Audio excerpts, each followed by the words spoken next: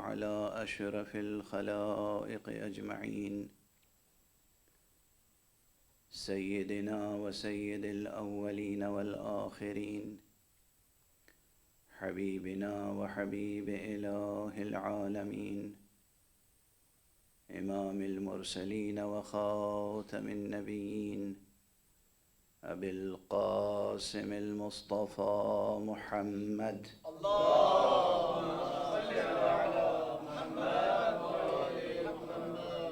وعلى أهل بيته الطيبين الطاهرين الهداة المهديين المعصومين المظلومين واللعنة الدائمة على أعداء الحق والدين. أما بعد، فقد قال الله تعالى عز اسمه في محكم كتابه ومتقن خطابه: بسم الله الرحمن الرحيم. لو أنزلنا هذا القرآن على جبل لرأيته خاشعا متصدعا من خشية الله وتلك الأمثال نضربها للناس لعلهم يتفكرون. صدق الله العلي العظيم.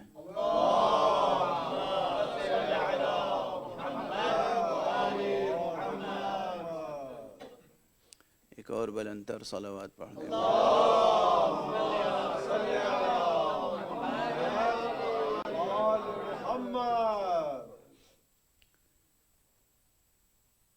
سن 1442 ہجری اختتام کو پہنچا اور سن 1443 ہجری کا آغاز ہوا. ہلال محرم کے ساتھ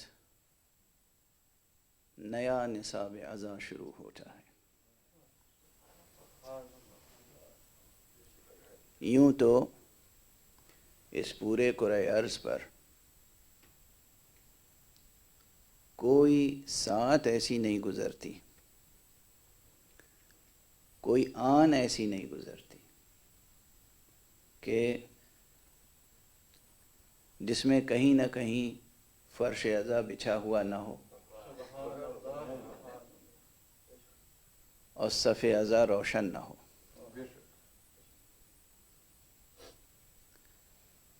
لیکن محرم کے آغاز کے ساتھ یقیناً ہر سال ایک نیا نصاب اعضاء شروع ہوتا ہے. اور یہ بات میں اکثر عرض کرتا رہا ہوں کہ اس نصاب اعضاء کی بنیادی محوری کتاب، نصابی کتاب قرآن مجید ہے.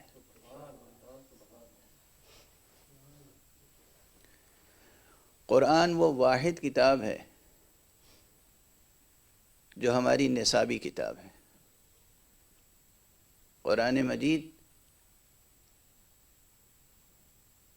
کا یہ مدرسہ ایسا ہے جس پر پورے کرۂ ارض پر بلا مبالغہ سینکڑوں نہیں، ہزاروں نہیں، لاکھوں ممبروں سے مسلسل قرآن مجید کی تلاوت ہوتی ہے، مگر صرف قراءت نہیں ہوتی، صرف الفاظ قرآن کو دہرایا نہیں جاتا. کوشش یہ ہوتی ہے کہ دل و جان کے ساتھ معنی قرآن تک پہنچا جائے.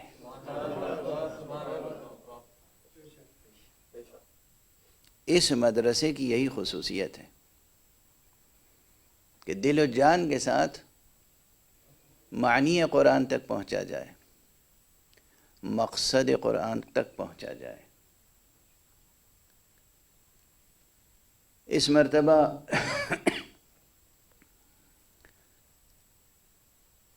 مسجد ایرانیان کے منتظمین نے اور ہمارے بعض مخلص احباب نے متوجہ کیا، اور ان کے متوجہ کرنے پر یہ عنوان میں نے انتخاب کیا کہ عنوان گفتگو ہی قرآن اور حسین رہے۔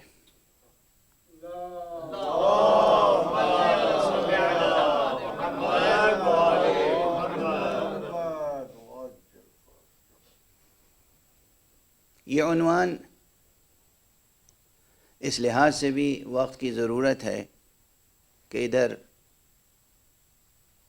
کچھ عرصے سے ہمارے ملک میں بعض حضرات کی شرانگیزیوں کی بنا پر بعض شریر طبیعتوں کے شرپسندانہ رویوں سے قرآن مجید کے تعلق سے کچھ بحثیں چھڑ گئی ہیں۔ حالانکہ یہ نئی بحثیں نہیں ہیں، یہ بحثیں بہت پرانی ہیں اور یہ لوکل ہیں بھی نہیں، یہ بحثیں کہیں اور سے ڈکٹیٹ کی جاتی ہیں، ان کے سیاسی اہداف اور مقاصد ہیں، لیکن پھر بھی میڈیا ایک ایسی چیز ہے، پروپیگنڈا ایک ایسی چیز ہے کہ جس سے کم معلومات رکھنے والے افراد، کمزور طبیعتوں کے افراد متاثر ہو سکتے ہیں۔ اس لیے مدرسہ اعضاء کو اپنا موقف واضح کرنا ہوگا۔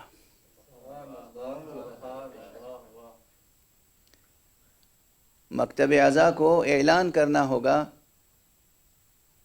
کہ قرآن مجید کی شان میں کوئی گستاخی قابل برداشت نہیں ہے، اس لیے کہ مکتب ہے کس کا مکتب؟ یہ مکتب اس کا ہے جس کے بابا نے پیدا ہونے کے فوراً بعد قرآن کی تلاوت کی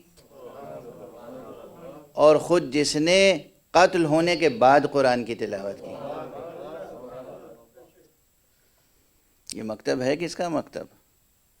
جس نے نوک نیزہ پر مسلسل قرآن کی تلاوت کی، مسلسل تلاوت کی۔ لفظ مسلسل یاد رکھیے گا اور اس کی دلیل مجھ سے طلب کر لیجیے گا۔ جب موقع ہوا تو آیات کی تلاوت کی اور جب موقع ہوا تو تفسیر کو بیان کیا۔ اور یہ جملہ بھی اس فقیر کا یاد رکھیے کہ اگر ایک خاص زاویے سے دیکھیے تو آپ کو یہ تسلیم کرنا پڑے گا کہ پورا واقعہ کربلا وجود ہی میں کیوں آیا۔ واقعہ کربلا برپا اس لیے ہوا کہ منکر وحی قرآن سے بیعت طلب کر رہا تھا۔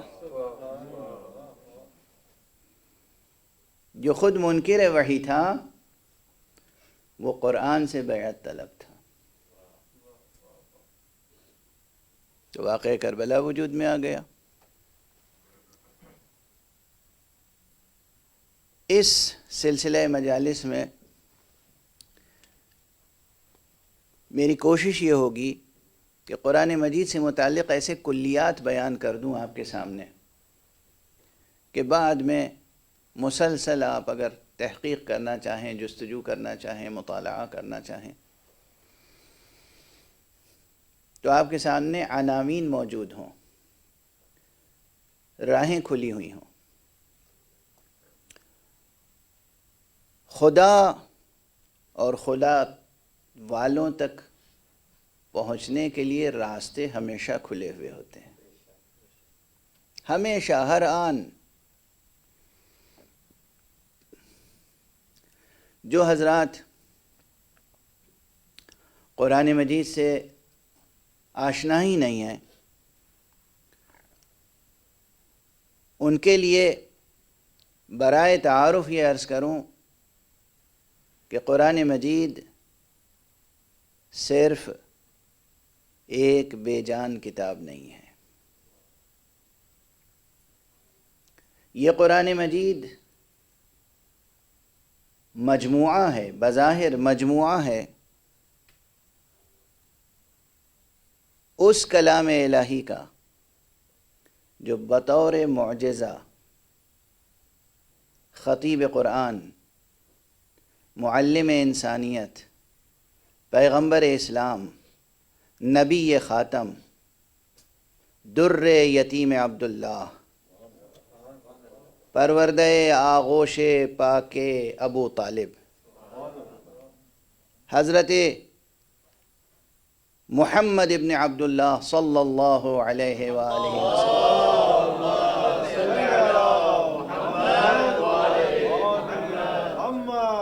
کے قلب مبارک پر نازل ہوا۔ وہ کلام خدا جو بطور اعجاز، بطور تحدی رسول اسلام کے قلب مبارک پر نازل ہوا،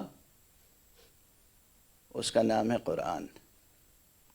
اگر یہی ایک نقطہ، ایک لفظ اس تعریف کا ذہن میں ہو، اگرچہ ہر ٹکڑا اس تعریف کا مدعا پر ثبوت اور اثبات پیش کرنے کے لیے کافی ہے۔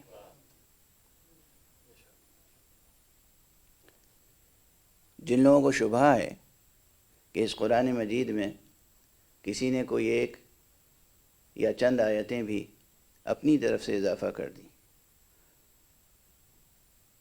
اس کے لیے ایک لفظ سب سے پہلے، اگر وہ دائرہ اسلام میں سے، اگر وہ یہ بھی مدعی ہے کہ کلمہ گو ہے، اگر وہ یہ بھی مدعی ہے کہ وہ کسی شیعہ گھرانے سے تعلق رکھتا ہے، تو اسے یہ خیال رکھنا چاہیے کہ اس تعریف میں لفظ معجزہ ہے۔ معجزہ خدا کی طرف سے جو معجزہ بن کر آئے جو شے، اس میں مخلوق کسی بھی صورت سے اپنا دست تصرف داخل کر ہی نہیں سکتا۔ یہ ممکن کیسے ہے کہ کوئی شے معجزہ ہو خدا کی طرف سے اور مخلوق اس میں تصرف کر سکے؟ یہ ممکن کیسے؟ ذرا کلیات پہ غور کر لیجئے۔ ایک طرف آپ کا عقیدہ یہ معجزہ ہے، اور ایک طرف آپ یہ فرما رہے ہیں کہ اس میں کسی اور نے تصرف کیا۔ تناقض ہے اس میں۔ ممکن نہیں ہے کہ کوئی شے معجزہ ہو اور پھر اس میں کوئی غیر خدا تصرف کر سکے۔ تو یہ ذہن عالی سے نکال دیں، کہیں نہ کہیں یا جہالت ہے، سفاہت و حماقت ہے، اور یا پھر جہنم کی راہ دکھانے والی سیاست ہے۔ ممکن نہیں ہے کہ قرآن مجید میں کسی قسم کا کوئی تصرف کر سکے کوئی انسان۔ یہ معجزہ ایسا تھا اور ایسا ہے کہ اس میں خود خطیب قرآن، جن کے قلب مبارک پر قرآن نازل ہوا، ان کو بھی بحیثیت بشر حق تصرف نہیں تھا۔ اللہ کے کلام میں مصطفیٰ کو حق تصرف نہیں تھا۔ مصطفیٰ پیغمبر تھے، مصطفیٰ پیغمبر تھے، اس پیغام کو، اس پیام کو لوگوں تک پہنچانے کے ذمہ دار تھے۔ اس میں کمی اور بیشی وہ خود نہیں کر سکتے تھے۔ جس کلام میں مصطفیٰ کمی اور بیشی نہ کر سکیں، اس میں کوئی اور کیا کمی اور بیشی کر سکتا ہے؟ محمد وآل محمد بلندتر صلوات۔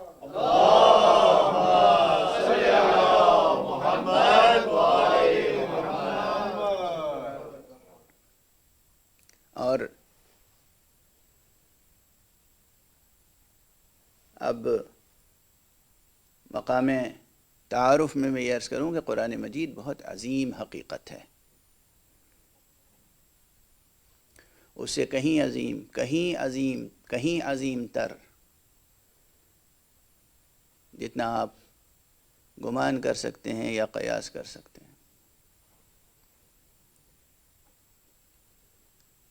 اور اسی بنا پر اس کتاب کے نام بھی ایک سے زیادہ ہیں۔ پہلا تعارف کسی شے سے اس کے نام کے ذریعے سے ہوتا ہے۔ تو اگر لوگ قرآن مجید سے تعارف حاصل کرنا چاہیں، قرآن مجید کا تعارف حاصل کرنا چاہیں، تو ان کے سامنے میں سب سے پہلے یہ عرض کروں گا کہ علوم القرآن میں ایک مستقل علم ہے جس کا نام ہے علم اسماء القرآن، قرآن کے ناموں کا علم۔ اور میں کہتا ہوں کہ قرآن کے ناموں کا علم بجائے خود بہت سے علوم کا دروازہ ہے، چونکہ اس کے ہر نام سے ایک علم کا دروازہ کھلتا ہے۔ مشہور نام اس کا قرآن ہے، لیکن شمار کرنے والوں نے اس کے تقریباً 124 125 تک نام شمار کیے ہیں اور کتابوں میں مدون کیے ہیں۔ ان ناموں کے دلائل، ان ناموں کے براہین، ان ناموں کی روشنی میں قرآن مجید کی معنویتوں کی طرف اشارہ کیا ہے۔ اور یہ کسی بھی عظیم حقیقت کے ساتھ آپ پائیں گے۔ خود سب سے بڑی عظیم حقیقت حقیقت الحقائق، حقیقت الحقائق، سب سے بڑی حقیقت جس کو نہ سمجھا جا سکتا ہے نہ انکار کیا جا سکتا ہے۔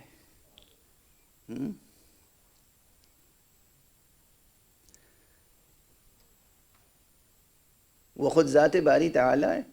اللہ سبحانہ و تعالیٰ کی ذات گرامی سب سے عظیم ہے، بلکہ وہی ایک ذات ہے کہ جو ہے، باقی تو سب اس کے عطا کردہ فیض وجود سے ہیں۔ وہی ایک ذات ہے کہ جو ہے۔ تو اس ذات گرامی کے نام کتنے؟ مشہور روایت ہے، تقریباً ہر مسلمان کے کانوں تک یہ روایت پہنچی ہوگی کہ حضور علیہ الصلاۃ والسلام نے فرمایا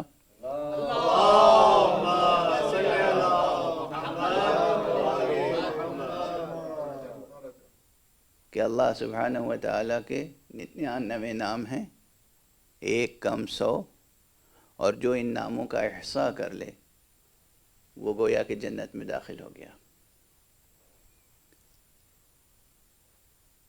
اب یہاں پر موقع نہیں ہے کہ میں اس فقرے کی وضاحت کر سکوں احصاء سے مراد کیا ہے، لیکن اس حدیث سے یہ ثابت تو ہوتا ہے کہ اس کے 99 نام ہیں، جو نام اس فہرست میں موجود ہیں۔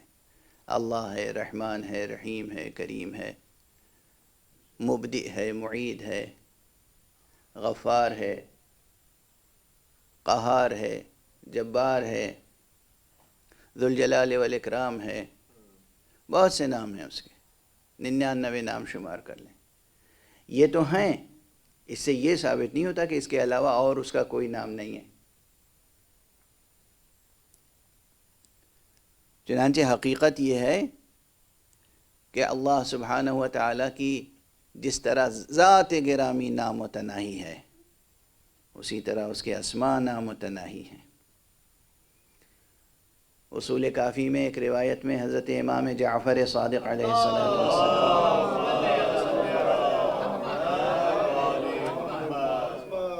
ایک بار انتر صلوات پڑھیں۔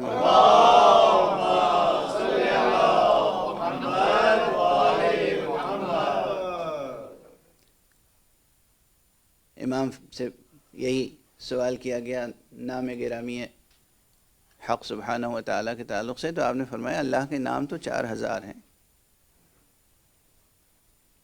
یہاں بھی 4000 سے مراد عدد 4000 نہیں ہے جس میں 4 کے آگے 3 زیرو ہوتے ہیں، مراد ہے کہ اللہ کے نام بہت ہیں، ہزاروں ہیں،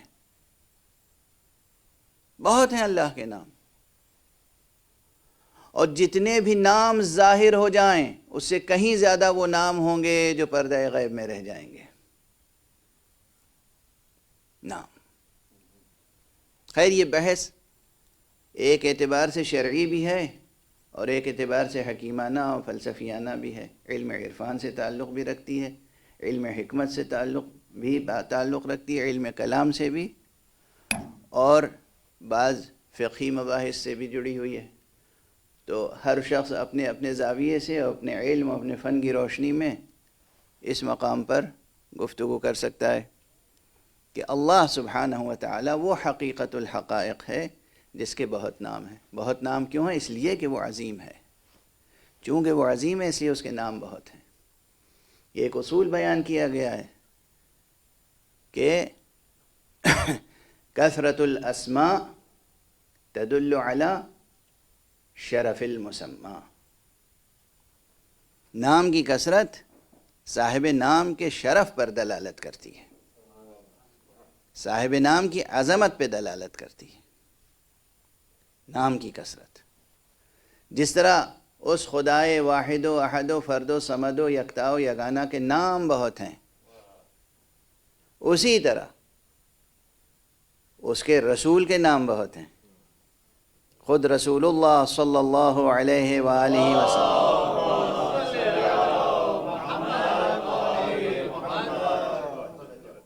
ان کے نام بھی بہت ہیں۔ قرآن مجید میں بھی آپ کے متعدد نام ہیں، القاب ہیں، روایات میں آپ کے متعدد نام ہیں اور القاب ہیں۔ سب سے مشہور لقب آپ کا، سب سے مشہور اسم گرامی تو محمد ہے، اور اس میں بھی ایک شان نام خداوندی کی یہ ہے کہ نام خدا اللہ بھی ایسا ہے کہ جس پر کوئی نقطہ نہیں ہے، اور نام گرامی محمد بھی ایسا نام ہے جس پر کوئی نقطہ نہیں ہے۔ اب یہ نقطے کے ہونے اور نہ ہونے میں کیا راز ہے، یہ انشاءاللہ پھر کسی وقت عرض کروں گا۔ ایک صلوات پڑھ دیجئے محمد۔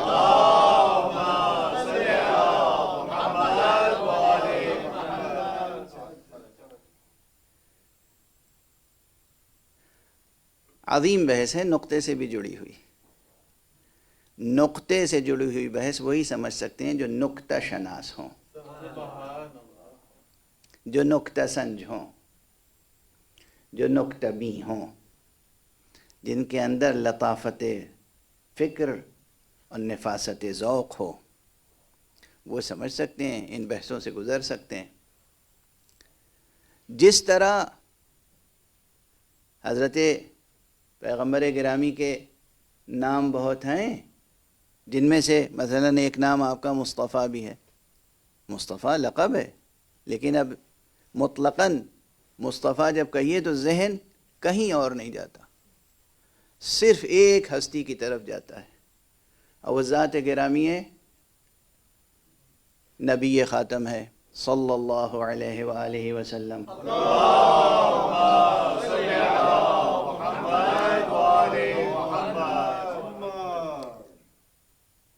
آپ کا یہ لقب قرآن مجید کی آیتوں سے بھی مستنبط ہو سکتا ہے، لیکن عالم اثبات میں جب ہم دیکھتے ہیں عربی زبان و ادب اور لٹریچر میں، تو یہ بھی ایک حقیقت ہے کہ سب سے پہلے یہ لقب آپ کے نام گرامی کے ساتھ جس نے استعمال کیا ہے وہ ذات گرامی ہے جو سب سے پہلی ذات ہے نعت پیغمبر کہنے والی۔ اب یہ مورخین ادب عربی سے پوچھئے کہ سب سے پہلے رسول پاک کی نعت کس نے لکھی خدا کے بعد؟ سب سے پہلے تو نعت پیغمبر خدا ہی نے لکھی ہے، وہی اصل میں ناعت پیغمبر ہے۔ غالب کہہ گئے ہیں کہ غالب ثنائے خواجب یزداں گذاشتیم، کنزات پاک مرتبت آن محمد است۔ اے غالب، ہم نے تو محمد کی ثنا خوانی خدا پہ چھوڑ دی ہے کہ وہی جانتا ہے کہ اس کی یہ مخلوق کتنی اچھی، کتنی زیبا، کتنی صفات رکھنے والی، کتنے نعوت رکھنے والی صفت ہے یہ۔ ان کا مرتبہ داں خدا ہے، جو مرتبہ داں ہے وہی تو مرتبہ بیان کر سکتا ہے۔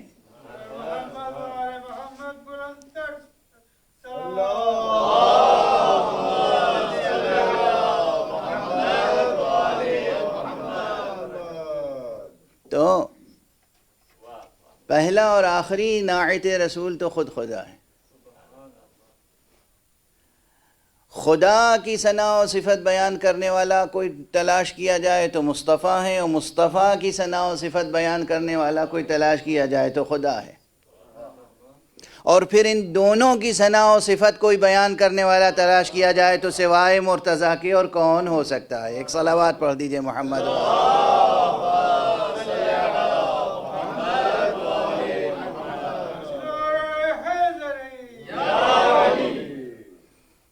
عزیزان گرامی، حضور کے اسماء مبارکہ بھی بہت ہیں، چونکہ حضور کی ذات عظیم ہے، اور حضور کے بعد حضرت امیر المومنین علی ابن ابی طالب علیہ الصلاۃ والسلام کی ذات گرامی، کیونکہ یہ ہمارے یہاں تو بالکل مسلم حقیقت ہے کہ حضور کے تعلق سے یہ مصرع جو مشہور ہے، بعد از خدا بزرگ توئی قصہ مختصر، یہ حضور سے خطاب کر کے ہم کہتے ہیں، اور مولا سے جب خطاب کریں گے تو ہم یہی کہیں گے کہ بعد از نبی بزرگ توئی قصہ مختصر،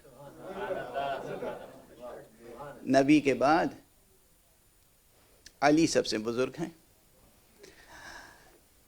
مجھے یاد آتا ہے کہ اس سے پہلے ایک موقع پر یہی مصرع اسی انداز سے میں نے عرض کر دیا تھا، تو بعض حضرات کو گراں گزرا تھا اور توبہ استغفار کی دعوت مجھے دینے لگے تھے کہ یہ آپ نے کیا کہہ دیا۔ حسین اور قرآن کے عنوان سے گفتگو ہو رہی ہے اور ہوگی انشاءاللہ۔ حسین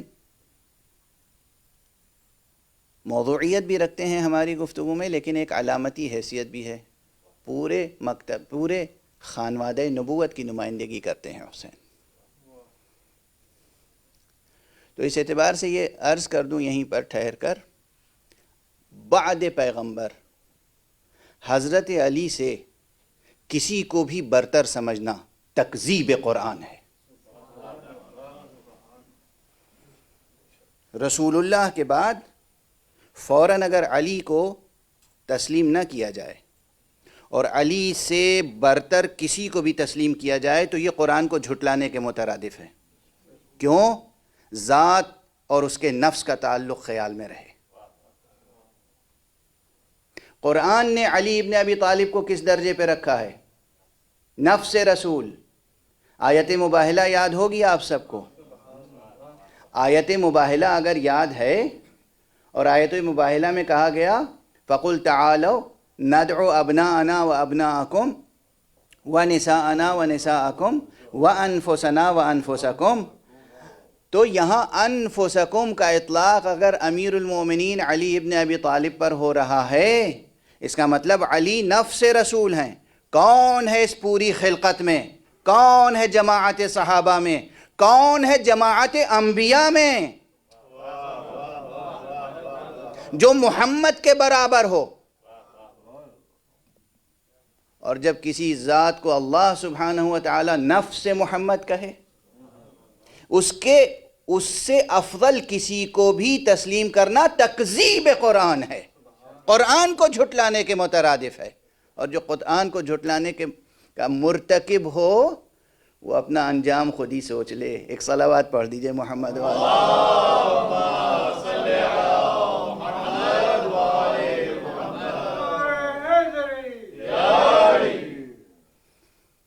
تو اللہ سبحانہ وتعالیٰ کی ذات گرامی عظیم ہے، اللہ کے نام بھی بہت ہیں۔ سرکار رسالت مآب کی ذات گرامی عظیم ہے، ان کے نام بھی بہت ہیں۔ حضرت امیر المومنین علیہ السلام کی ذات گرامی عظیم ہے، ان کے بھی نام بہت ہیں۔ اب وہ جواب تو یاد ہی ہوگا آپ حضرات کو، چونکہ میں خود عمدن مکرر عرض کر چکا ہوں کہ اگر آپ سے کوئی پوچھے کہ قرآن میں، یہ ایک عجیب و غریب مغالطہ دیا جاتا ہے، یہ کوئی جینوین کوشچن تھوڑی ہے، مغالطہ دیا جاتا ہے کہ آپ علی ابن ابی طالب کے قائل ہیں، تو بتائیے قرآن مجید میں علی کا نام کیوں نہیں ہے؟ مغالطہ ہے۔ یا اماموں کے تعلق سے کہ 12 اماموں کے نام قرآن میں کیوں نہیں ہیں، بتائیے۔ یہ صرف مغالطہ ہے، یہ علمی سوال نہیں ہے، یہ علمی سوال ہو بھی نہیں سکتا۔ کیوں؟ اس لیے علمی سوال نہیں ہو سکتا کہ جب عہدہ مستقبل کا ہو تو ماضی کے ڈاکومنٹ میں نام نہیں لکھا جاتا، صفات ہی لکھے جاتے ہیں۔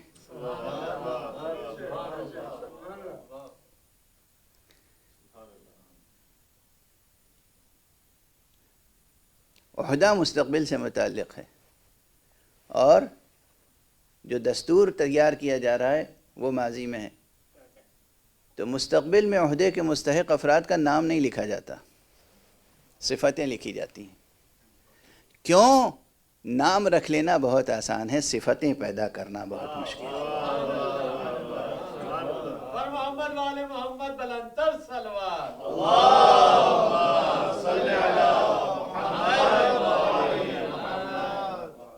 نام رکھ لینا بہت آسان ہے، لیکن صفتیں پیدا کرنا بہت مشکل ہے، بہت دشوار ہے۔ تو خود امیر المومنین علیہ السلام کے کتنے نام ہیں قرآن مجید میں؟ سورہ حمد سے لے کر سورہ ناس تک۔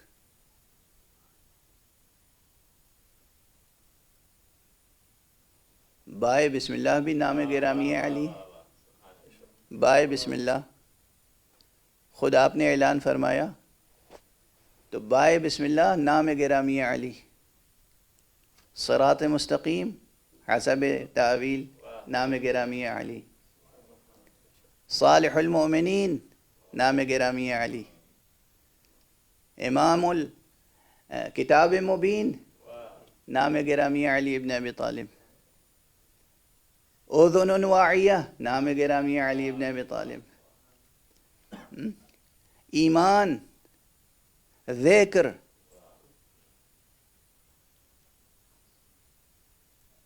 نہ جانے کتنے نام ہیں علی ابن ابی طالب کے قرآن مجید میں، قرآن مجید میں۔ اور اس کا جواب پھر یہی ہے جو میں عرض کر چکا ہوں پہلے، اور آپ حضرات کو یاد ہوگا، جب بھی کوئی کہے کہ قرآن مجید میں علی کا نام کیوں نہیں ہے، تو اس کا پہلا جواب یہ ہے کہ کہاں نہیں ہے، کہاں نہیں ہے؟ ہر سورے میں موجود ہے، ہر سورے میں موجود ہے۔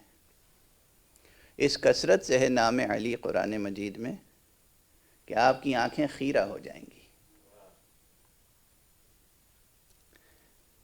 جس طرح حق سبحانہ و تعالی جو صاحب کلام ہے اس کے نام بہت ہیں، جس طرح پیغمبر خاتم جو حامل کلام ہیں ان کا نام بہت ہے، جس طرح امیر المومنین جو محافظ کلام ہیں ان کا نام بہت ہے، اسی طرح خود اس کلام کا نام بہت ہے۔ قرآن ایک نام ہے، فرقان ایک نام ہے، کتاب ایک نام ہے، ذکر ایک نام ہے، نور ایک نام ہے، شفا ایک نام ہے۔ بہت نام ہے قرآن مجید کے، خود قرآن مجید میں اور روایات میں۔ اور ہر نام صرف مترادف نہیں ہے، بلکہ اس کی معنویتوں میں مختلف جہات کی دلالت رکھتا ہے۔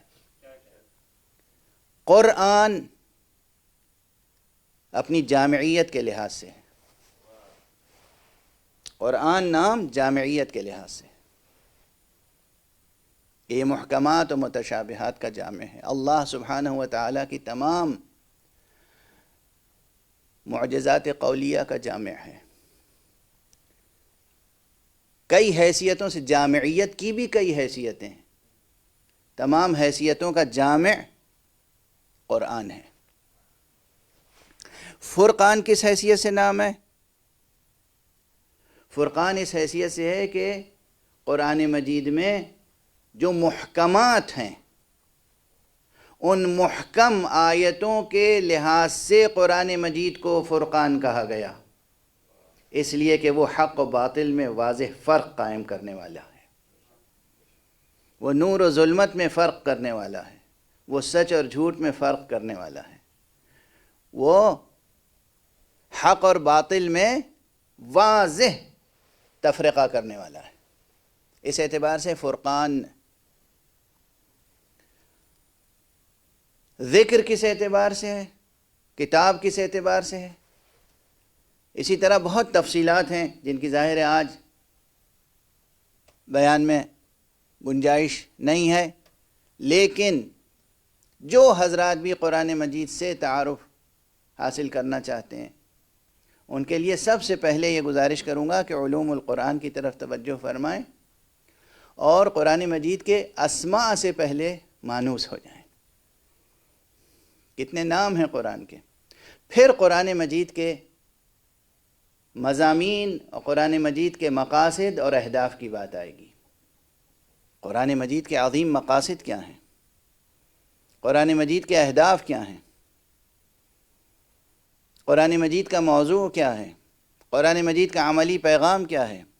قرآن مجید کا دیا ہوا نظام کیا ہے؟ پہلے قرآن مجید کے تعلق سے معلومات تو پیدا کریں، اور سب سے پہلے یہ ہے کہ قرآن مجید کو صحیح طور پر پڑھنا تو سیکھیں، اور پڑھنے کی عبادت مستمر اختیار تو کریں، تلاوت قرآن کریں تو صحیح۔ اب ایسے افراد سے کیا گفتگو کی جائے جو ایک دو سطریں صحیح اردو نہیں پڑھ سکتے؟ ان سے کیا گفتگو کی جائے کہ قرآن مجید کی عظیم حقیقت کیا ہے؟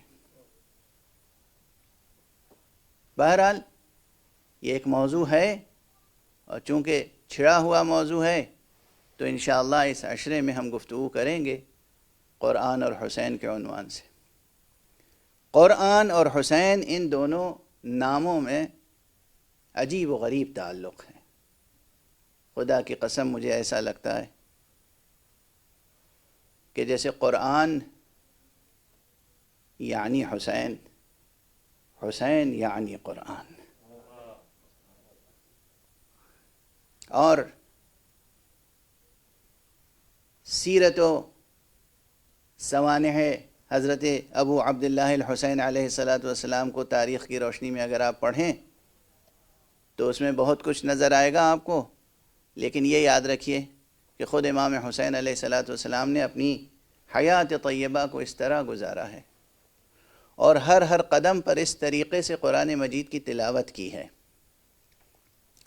اور قرآن مجید کی تلاوت کرنے والوں کی ہدایت کی ہے، کہ گویا آپ یہ پیغام دیتے گئے ہیں کہ دیکھو ہماری سیرت درباری مورخوں کے بیانات کی روشنی میں مرتب نہ کرنا، ہماری سیرت مرتب کرنا ہو تو قرآن مجید کی آیتوں کی روشنی میں مرتب کرنا۔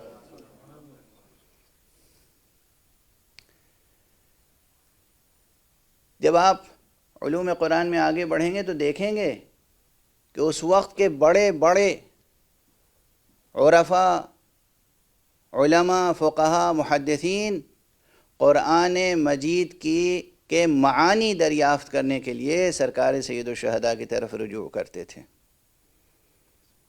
مثلا ایک مشہور نام ہے حضرت حسن بصری، صوفیہ کے سلسلے میں بھی ان کا نام آتا ہے، محدثین و معلمین اخلاق کی فہرست میں بھی ان کا نام آتا ہے۔ متعدد روایتیں ہیں ان سے کہ اکثر جب مشکل درپیش ہوتی تھی تو وہ رجوع کرتے تھے کس کی طرف؟ حضرت امام ابو عبداللہ الحسین کی طرف۔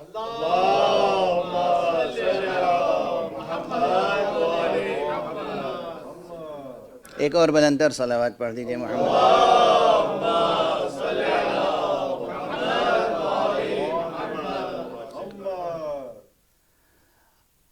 اس وقت جو روایت ذہن میں آ رہی ہے اس کو ذکر کر دوں۔ یہ خط ہے جو حضرت حسن بصری نے حضرت امام ابو عبداللہ الحسین علیہ السلام کو لکھا ہے، اور کیا دریافت کیا ہے اس میں؟ لفظ صمد کے معنی۔ قرآن مجید میں سورہ مبارکہ اخلاص، سورہ قل هو اللہ، سورہ توحید آپ حضرات کو سب کو یاد ہوگا، بلکہ بہت سے غیر مسلم حضرات کو بھی یاد ہے۔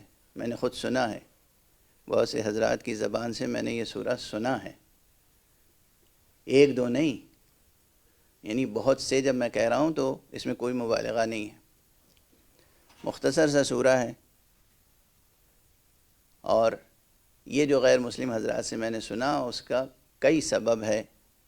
ایک سبب تو یہ ہے کہ ہمارے ملک میں انگریزوں کے آنے سے پہلے جو نظام تعلیم تھا اس میں قومی یکجہتی کا کہیں زیادہ خیال رکھا جاتا تھا اس سے جتنا آج رکھا جاتا ہے انگریزوں کے آنے کے بعد سے، کیونکہ انگریز تو چلے گئے لیکن انگریزوں کے چھوڑے ہوئے بہت سے شوشے ابھی باقی ہیں۔ تو اس وقت جو انسانی یکجہتی تھی، جو اخلاقی یکجہتی تھی نصاب تعلیم میں، نظام تعلیم میں، اس پر کئی مرتبہ میں عرض کر چکا ہوں، اور میرا تو ذکر اہل بیت پہلا عشق ہے، لیکن اس کے بعد جو دوسرا سب سے بڑا عشق ہے وہ تعلیمات ہے۔ تو تعلیمات کے ضمن میں بہت مطالعہ کیا، بہت محنت کی، لوگوں کے فلسفہ تعلیم کو پیش نظر رکھا، مطالعہ کیا، تحقیق کی، اور خود نصاب تعلیم بنائے میں نے کئی ایک، اور اس فقیر کے بنائے ہوئے نصاب تعلیم پہ اسی ملک میں نہ جانے کتنے مدرسے چل رہے ہیں آج۔ کچھ اعتراف کرتے ہیں، کچھ اعتراف نہیں کرتے، یہ ایک الگ بحث ہے، لیکن یہ میرا پیشن ہے، یہ میرا سب سے بڑا شوق ہے، تعلیمات۔ تو مجھے معلوم ہے کہ اس وقت نظام تعلیم کتنا صالح، کتنا پاکیزہ، کتنا انسانی اقدار سے لبریز تھا اس بھارت، اس ہندوستان کا نظام تعلیم۔ ایک ہندو پنڈت بیٹھ کر ہندو مسلمان سب کو ہندی بھی پڑھاتا تھا، سنسکرت بھی پڑھاتا تھا، عربی بھی پڑھاتا تھا، فارسی بھی پڑھاتا تھا، اور ایک مسلمان مولوی بیٹھ کر ہندو مسلمان سب کو سنسکرت بھی پڑھاتا تھا، ہندی بھی پڑھاتا تھا، فارسی بھی پڑھاتا تھا، عربی بھی پڑھاتا تھا، انسانی اقدار بھی پڑھاتا تھا۔ تو یہ جو کلچر تھا جس میں مذہب کی بنیاد پر نظام تعلیم میں تفریق نہیں تھی، مذہب کے نام پر سماج میں کوئی نفرت نہیں تھی، ایک دوسرے کی قدر کرتے تھے بحیثیت انسان کے، یہ قدریں آج بھی لازمی ہے کہ ہم ان قدروں کو فروغ دیں۔ اگر ہم نے فروغ نہیں بخشا، فروغ نہیں دیا ان قدروں کو، تو ہم پورے عالم انسانیت کے سامنے گنہگار ہوں گے۔ بہرحال بات کہیں سے کہیں چلی گئی، میں تو صرف عرض یہ کر رہا تھا کہ بہت سے غیر مسلم حضرات سے میں نے قرآن مجید کے بہت سے سورے سنے، سورہ قل هو اللہ احد، سورہ قل اعوذ برب الفلق، قل اعوذ برب الناس، قل یا ایھا الکافرون، اس لیے کہ اس وقت لوگوں کو معلوم تھا کہ قرآن مجید میں جو لفظ کافر ہے وہ کتنا پاک و پاکیزہ لفظ ہے، اس کے کیا معنی ہیں، اس کے پازیٹیو میننگ سے واقف تھے لوگ، اس کے گرد یہ جو سیاسی شوشے چھوڑے جاتے ہیں وہ لوگوں کے ذہن پاک تھے، لوگ جانتے تھے کہ کافر کے معنی کیا ہیں، مومن کے معنی کیا ہیں، اور اسی لیے نہ جانے کتنے ہندو پنڈت حضرات قرآن مجید کا احترام کرتے تھے۔ اور دیکھیے ایک بات عرض کروں، میں خود میں ہر اس کتاب کا احترام کرتا ہوں جو منسوب ہے آسمان کی طرف۔ میرے سرہانے قرآن مجید بھی ہے، انجیل بھی ہے، تورات بھی ہے، اور دوسری کتابیں بھی ہیں۔ میں گیتا کا بھی بہت احترام کرتا ہوں، ویدوں کا بھی بہت احترام کرتا ہوں، اور یہ بات میں نے ایک روحانی بزرگ سے سیکھی، اس کا اعتراف کرنا چاہیے۔ میرے سامنے وہ اٹھے، انجیل اٹھائی اور انہوں نے اس طرح بوسہ دیا اسے جیسے قرآن کو بوسہ دیتے ہیں، اس کے بعد نکال کے مجھے انجیل میں سے ایک دو آیتیں سنائیں۔ میں نے کہا آپ نے بہت احترام کے ساتھ سنایا۔ کہا دیکھو یہ میں مانتا ہوں کہ اس میں تحریف ہوئی ہے، مگر اس میں اگر ایک بھی آیت موجود ہے خدا کی طرف سے آنے والی تو اس آیت کی بنا پر اس کو بوسہ دیتا ہوں اور احترام لازم سمجھتا ہوں۔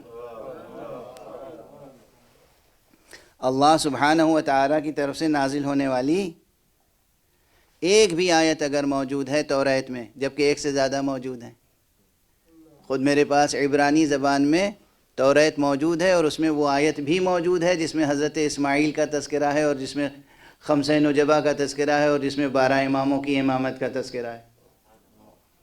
آپ کہتے ہیں قرآن میں کہاں ہے؟ میں کہتا ہوں توریت میں بھی ہے، انجیل میں بھی ہے۔ کوئی صحیفہ آسمانی ایسا نہیں ہے جو نام محمد اور اہل بیت محمد سے خالی ہو۔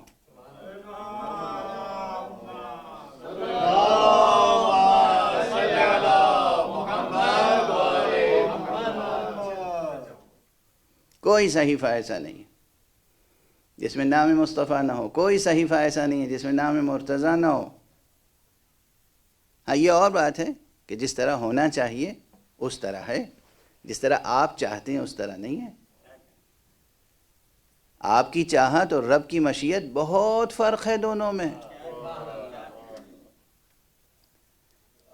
سریر خامہ مشیت کچھ اور ہے، اور فریاد ذہن انسانی کچھ اور ہے، دونوں میں بہت فرق ہے۔ بہرحال ہر اس کتاب کا احترام کریں جو اللہ کی طرف منسوب ہے۔ اگر اس میں ایک دو جملے بھی وہ اصلی موجود ہیں تو تمام عالم انسانیت کے لیے وہ کتاب سر پر رکھنے کے لائق ہے۔ یہ اور بات ہے کہ ہمارے مطابق، ہمارے نقطہ نظر سے ہر کتاب کے لیے اب آج میزان قرآن مجید ہے۔ بحثیں آئیں گی انشاءاللہ جہاں تک ممکن ہوگا، موقع نے وقت نے ساتھ دیا تو گزارش کروں گا۔ قرآن مجید اور سیرت معصوم، قرآن مجید اور سیرت ابو عبداللہ الحسین، قرآن مجید اور سیرت حضرت فاطمہ زہرا، قرآن مجید اور سیرت حسنین امام حسن اور امام حسین، قرآن مجید اور سیرت امیر المومنین علی ابن ابی طالب علیہ السلام۔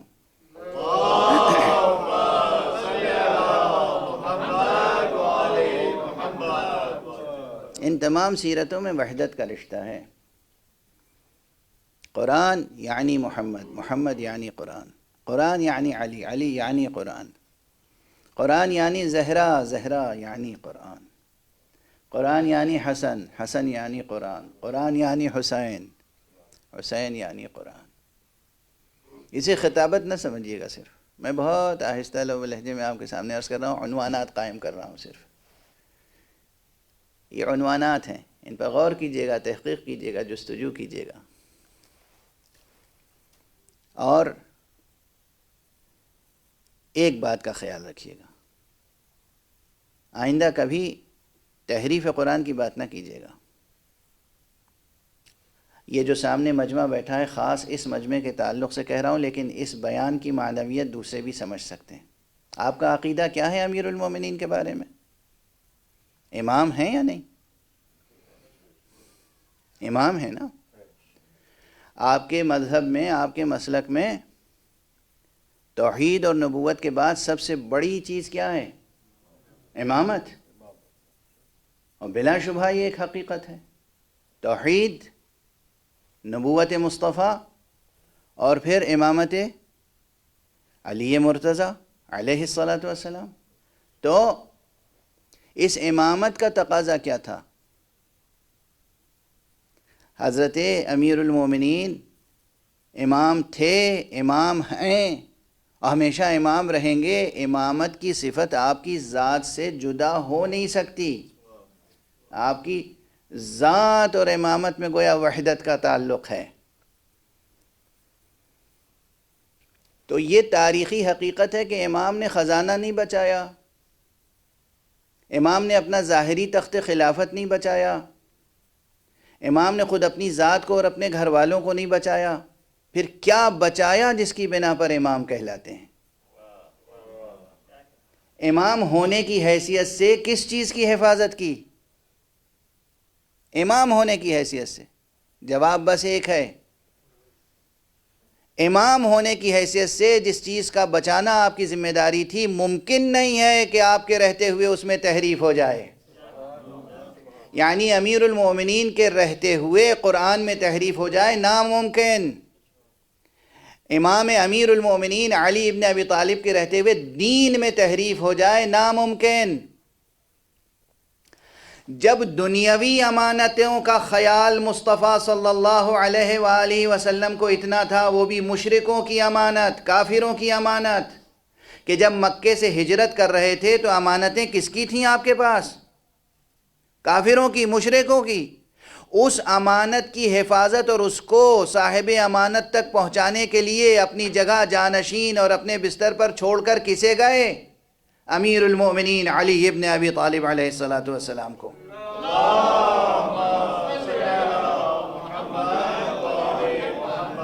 اور حضرت وصی حق، وصی برحق امیر المومنین علیہ السلام نے ہر ایک کی امانت اس کو ویسے ہی سونپی۔ رسول اللہ نے مشرکین اور کافرین کی امانتیں حضرت کے سپرد کی اور ان تک حضرت نے پہنچائیں۔ اگر کسی امانت کے تعلق سے رسول اللہ اس قدر اہتمام کرتے ہیں تو یہ ممکن کیسے ہے کہ اللہ کی امانت رسول اللہ بغیر کسی حفاظت کا اہتمام کیے ہوئے چلے جائیں؟ اللہ کی امانت تھی یہ قرآن، اللہ کی امانت تھا یہ دین، اس لیے اس دین کی حفاظت کے لیے چھوڑا تھا امیر المؤمنین علی ابن ابی طالب علیہ السلام کو۔ اور آپ نے قرآن کو محفوظ رکھا۔ ممکن نہیں تھا کہ علی ابن ابی طالب کے رہتے ہوئے قرآن مجید میں کوئی تحریف کر دے، اور ممکن نہیں تھا کہ ذریت مصطفیٰ، ذریت سیدہ زہرا، نسل امیر المؤمنین سے ہونے والے اماموں کے رہتے ہوئے کوئی قرآن مجید میں تحریف کر دے۔ سب ہو سکتا تھا، مگر قرآن میں تحریف ہوتی تو پھر علی کی تلوار نیام میں نہیں رہ سکتی تھی، یہ سب کو معلوم تھا۔ وقت کم ہے بلکہ گزر گیا، اس لیے یہ بیان تشنا رہا جاتا ہے، لیکن جو میں عرض کر رہا ہوں یہ تاریخ اور حدیث کی تحقیقی اور مطالعاتی ایک طویل جد و جہد کے بعد عرض کر رہا ہوں، خلاصہ مطالب عرض کر رہا ہوں۔ امیر المومنین کے رہتے ہوئے قرآن میں تحریف ہو جائے، کوئی آیت کم ہو جائے، کوئی آیت بڑھا دی جائے، یہ ممکن نہ تھا۔ اور ایک چیز اور بس تیزی سے حوالہ دیتے ہوئے آگے بڑھ جاؤں کہ آج بھی پوری دنیا میں بہت سے میوزیم، بہت سی لائبریریاں ہیں۔ ان لائبریریوں اور ان میوزیمز میں جائیں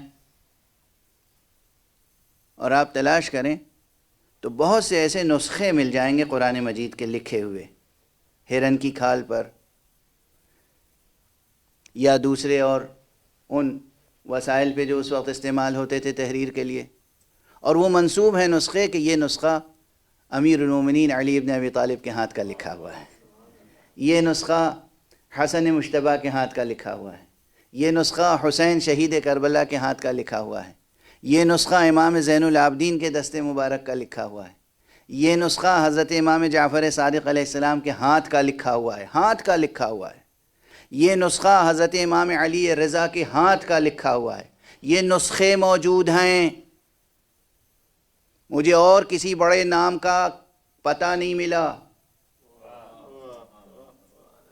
جن کو تخت اور خزانے اور تاج اور خلافت سے اور سیاست سے تعلق ہو، وہ قرآن سے عشق کیسے کر سکتے ہیں؟ یہ گھرانہ تھا جسے اہل بیت نبوت کہیے یا اہل بیت قرآن، تمام اپنی ذمہ داریوں کے ساتھ خود اپنے قلم مبارک سے، اپنے دست مبارک سے قرآن کے نسخے تیار کر گئے۔ ان نسخوں کو جمع کر لیجئے اور دیکھ لیجئے، کوئی تحریف ملتی ہے، کوئی تبدیلی ملتی ہے، کوئی اختلاف ملتا ہے کسی نسخے میں؟ تو کسی بھی اعتبار سے آپ قرآن مجید کی تاریخ اور تدوین پر غور کریں، اور یہ تو نسخوں کی بات کر رہا ہوں، اصل تدوین خود رسول اللہ صلی اللہ علیہ وآلہ وسلم کی حیات طیبہ میں، آپ کی نگرانی میں، دست مبارک امیر المومنین علی ابن ابی طالب سے مکمل ہو چکی تھی۔ قرآن کو منتشر آیتوں کی شکل میں چھوڑ کر مصطفیٰ نہیں گئے تھے، مدون کتاب کی شکل میں چھوڑ کر گئے تھے۔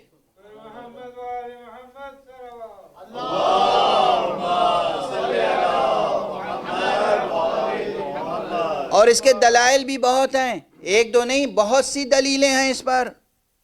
مثلا وقت گزر چکا لیکن ایک مثال بس عرض کر کے آگے بڑھ جاؤں.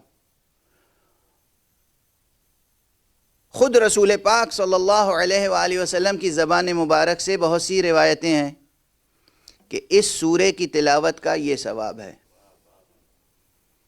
سورہ یاسین پڑھو گے تو یہ ثواب ہے، سورہ بقرہ پڑھو گے تو یہ ثواب ہے، سورہ آل عمران پڑھو گے تو یہ ثواب ہے، سورہ کہف پڑھو گے تو یہ ثواب ہے. اگر سورے مرتب مدون مشخص موجود نہیں تھے تو کس مجموعہ آیات کی طرف اشارہ تھا؟ غور فرما رہے ہیں آپ؟ اگر یہ سب ترتیب بعد میں ہوئی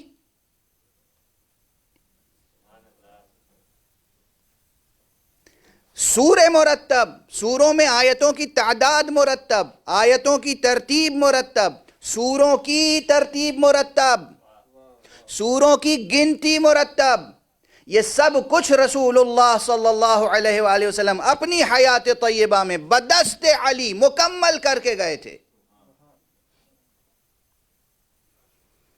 کتاب مرتب تھی، کتاب مدون تھی. اس کتاب کو کسی اور نے، کسی سیاسی جماعت نے، کسی برسر اقتدار جماعت نے مرتب نہیں کیا ہے. یہ بحث بالکل جدا گانہ ہے. بس اب وقت ختم ہو گیا. یہ کتاب ممکن نہیں تھا، ممکن نہیں ہے اور قیامت تک ممکن نہیں ہوگا کہ اس میں کوئی تحریف ہو جائے، اس لیے کہ جان قرآن موجود ہے ابھی. اور کیا رشتہ تھا ان میں اور قرآن میں. جو جملہ ابھی میں نے عرض کیا تھا، بس ایک جملے میں آپ کی طبیعتیں منقلب ہو جائیں گی کہ سر و گردن میں جدائی ہو جائے، نو کے نیزہ پہ سر بلند کر دیا جائے، اور پھر بھی زبان کھلے تو قرآن مجید کی آیتوں کی تلاوت کی جائے. آج پہلی مجلس ہے. سن 1443 ہجری کے محرم کی پہلی مجلس ہے. عموماً مقام مصائب میں ہمارے بزرگوں نے جو دستور قائم کیا ہے، جو سلیقہ برتا ہے، وہ یہ کہ اس طرح 10 مجلسوں میں واقعات کو مختصر طور پر بیان کر دیا جائے کہ واقعہ کربلا بھی محفوظ ہو جائے اور ہر سال سامعین کے ذہنوں میں تازہ ہوتا رہے، نئی نسلوں کے سامنے بیان ہوتا رہے. چنانچہ آج عموماً آقا حسین کا مدینے سے سفر بیان کیا جاتا ہے. آپ نے یہ لفظ سن لیا، مدینے سے سفر. آقا حسین کے لیے مدینے سے سفر، آقا حسین کے لیے مدینے سے ہجرت. آقا حسین کے لیے مدینے کو چھوڑنا آسان نہ تھا. خدا نہ کرے کسی کو اپنا وطن چھوڑنا پڑے، لیکن حسین کا وطن، حسین کا مدینہ، مدینے کے ذرے ذرے سے آقا حسین کو جو انس تھا، جو محبت تھی، اور خاص طور سے اس لیے کہ مدینے میں نانا مدفون ہیں، رسول اللہ کی قبر مبارک ہے. اسی مدینے میں حسن مجتبیٰ مدفون ہے. اسی مدینے میں مادر گرامی فاطمہ زہرا مدفون. کیونکہ وقت گزر چکا ہے اس لیے میں تفصیل سے اب جو بیان کیا جاتا ہے عموماً وہ نہیں بیان کر سکوں گا. آپ کی آوازیں بھی بلند ہیں اور آپ کی آنکھوں میں آنسو بھی ہیں، اس لیے گویا معال مجلس حاصل ہو چکا. میں تو بس 2-3 فقرے نامربوط سے 2-3 فقرے عرض کروں گا، آپ اس کی المناکی خود محسوس کریں گے. آقا حسین سے منکر وحی الہی اور منکر نبوت مصطفیٰ نے بیعت طلب کی ہے. آقا حسین بے چین ہو گئے. آقا حسین کا یہ فقرہ تاریخ میں محفوظ ہے اور قیامت تک محفوظ رہے گا. آپ نے اس کے نمائندے سے کہا، ان مثلی لا یبایع مثلہ، مجھ جیسا اس جیسے کی بیعت نہیں کر سکتا. پہچانتے ہو میں کون ہوں؟ پہچانتے ہو کہ میں کون ہوں؟ انا اہل بیت النبوہ و معدن الرسالہ و مختلف الملائکہ. ہم وہ ہیں کہ ہم اہل بیت نبوت ہیں، ہم معدن رسالت ہیں. ہمارا گھر وہ ہے کہ فرشتوں کی آمد و رفت رہی ہے ہمارے گھر میں. اور یزید کون ہے؟ وہ فاسق، وہ شارب خمر، وہ حد کے حرمت کرنے والا، وہ قاتل نفس محترمہ. ان مثلی لا یبایع مثلہ، مجھ جیسا اس جیسے کی بیعت نہیں کر سکتا. آپ نے اسے جواب دیا بہت واضح. اور آپ کو کسی نے آ کر بزعم خود نصیحت کرنا چاہیے، حسین میری بات مان لو، یزید کی بیعت کر لو، تو پھر یہ جملہ بھی آپ کا تاریخ میں گونجتا ہے آج تک. وعلی الاسلام السلام اذا ابتلیت الامت براع مثل یزید. اس اسلام پر سلام ہے اگر یہ امت مبتلا ہو جائے ایک ایسے سربراہ کی سربراہی میں جیسا کہ یزید ہے. آپ بے چینی کی کیفیت میں اس کے بعد کہاں گئے؟ قبر مصطفیٰ پر. خاص طور سے جس شب آپ نے مدینے کو چھوڑا ہے، جس روز مدینے کو چھوڑا ہے، اس سے متصل شب میں آپ 3 مرتبہ نانا کی قبر پر گئے. نماز عشاء کے بعد دیر تک قبر مبارک کے پاس تشریف فرما رہے. اس کے بعد قبر پر رخسار رکھ کر بہت گریہ کیا. اس کے بعد بیت الشرف تشریف لے گئے. کچھ اہتمام سفر کیا، کچھ خواتین سے گفتگو کی، کچھ جوانان بنی ہاشم سے کچھ گفتگو کی، کچھ اصحاب سے گفتگو کی. وہ رات کوئی سویا تھوڑی تھا بنی ہاشم میں سے. نصف شب کا ہنگام ہوا، پھر قبر مصطفیٰ پہ تشریف لائے. نا آپ کی قبر سے جدا ہونے آسان نہیں ہے. کچھ دیر تک بیٹھے، تشریف فرما رہے، رخسار رکھ کر قبر مبارک پر گریہ کرتے رہے، رب سے مناجات کرتے رہے. پھر بیت الشرف تشریف لے گئے. سحر کا ہنگام ہوا، پھر قبر مبارک پر آئے. اس موقع پر مورخین نے جو بات لکھی ہے اسے ارباب معرفت اس طرح ادا کرتے ہیں کہ گویا آپ پر ایک حالت نومیہ طاری ہوئی اور آپ نے دیکھا قبر مبارک شگافتہ ہوئی ہے. مصطفیٰ تشریف فرمائیں. آپ نے سینے سے لپٹ کے کہا نا بس مجھے اپنے ساتھ اس قبر میں سلا لیجیے. اجرکم علی اللہ، اجرکم علی اللہ. نا بس مجھے اپنے ساتھ اس قبر میں سلا لیجیے. یہ دنیا بہت اذیت پہنچا رہی ہے نانا. آپ کی آوازیں بلند ہیں، بس ایک جملہ کہوں. نانا اور نواسے میں گفتگو ہوئی. نانا نے حکم دیا حسین تمہیں کربلا جانا ہوگا. جو گفتگویں ہوئی بعد میں امام حسین نے جواب میں فقرہ ایک جب جس نے سوال کیا جواب میں اسے سنایا ہے. چنانچہ جب حضرت محمد حنفیہ نے، چونکہ ایک رات قبل بھی حضرت محمد حنفیہ بہت منتیں سماجتیں کر کے بھائی کو یہ گویا اپنے طور پر تاکید کر کے گئے تھے کربلا نہ جائیے، مدینہ نہ چھوڑیے. جب دیکھا آ کر صبح کہ حسین کا قافلہ تیار ہے تو محمد ابن حنفیہ نے کہا فرزند رسول آپ سے میں نے بہت گزارش کی تھی آپ تشریف نہ لے جائیں. تو آپ نے کہا کہ محمد حنفیہ میرے بھائی، میرے نانا نے مجھے صاف صاف حکم فرما دیا ہے اور فرمایا ہے کہ شاء اللہ ان یراک قتیلا. اللہ کی مشیت یہ ہے کہ وہ تمہیں اپنی راہ میں کشتہ جور و جفا دیکھے. فوراً محمد حنفیہ نے تڑپ کے کہا آقا پھر آپ جائیں، یہ خواتین یہ مخدرات عصمت و طہارت کو لے کر کیوں جا رہے ہیں؟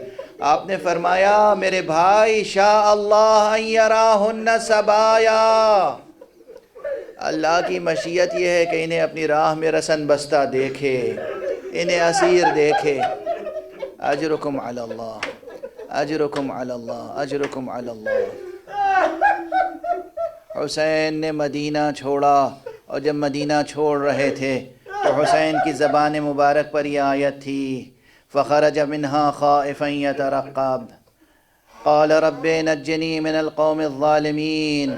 اے پروردگار، یہ جناب موسیٰ کی زبان مبارک پر جو آیت تھی جو قرآن مجید نے حکایت کی ہے وہ آیت آپ کی زبان مبارک پر تھی، یعنی آپ اعلان فرماتے جا رہے تھے کہ دیکھو میری راہ انبیاء ہے، میرا راستہ انبیاء کا راستہ ہے، میرا یہ سفر اللہ کی راہ میں ہے، یہ میرا سفر دنیاوی خلافت و حکومت کے لیے نہیں ہے، یہ میرا سفر اس لیے ہے تاکہ پوری انسانیت کو انسانیت یاد دلاؤں، پوری ملت کو نجات کی راہ دکھاؤں، اور اللہ سبحانہ و تعالیٰ سے وہ حق شفاعت حاصل کروں کہ گنہگاروں کے لیے شفاعت کر سکوں۔ انا للہ و انا الیہ راجعون، رضا بقضائہ و تسلیما لامرہ۔ پروردگار ہمیں علوم قرآن اور معارف اہل بیت سے آشنا فرما۔ پروردگار ہمیں قرآن مجید اور اہل بیت مصطفیٰ کی محبت میں جان دینے کی توفیق عطا فرما۔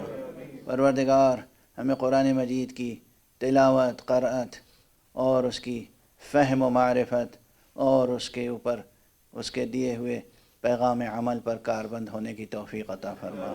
پروردگار ہمیں نصرت اہل بیت میں زندگی بسر کرنے کی مکمل توفیق عطا فرما۔ پروردگار ملت اسلامیہ کو ملت قرآن بنا دے۔